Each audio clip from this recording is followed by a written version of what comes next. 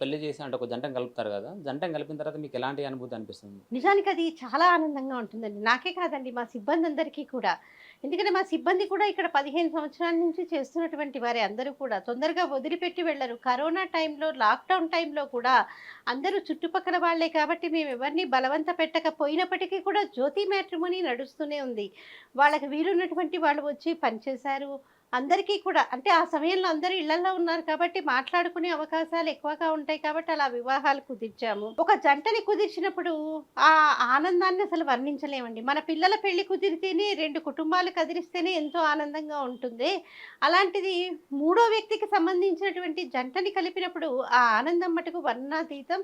మనస్ఫూర్తిగా ఆ జంట ఆనందంగా ఉండాలని, అమ్మవారి అనుగ్రహం ఆ శ్రీరామ రక్ష వాళ్ళకి ఎల్లవేళలా ఉండాలని మనస్ఫూర్తిగా మేము కోరుకుంటాం. పిల్లా పాపలతో వాళ్ళు ఆనందంగా వర్ధిల్లాలని అందరం కూడా వేడుకుంటాం.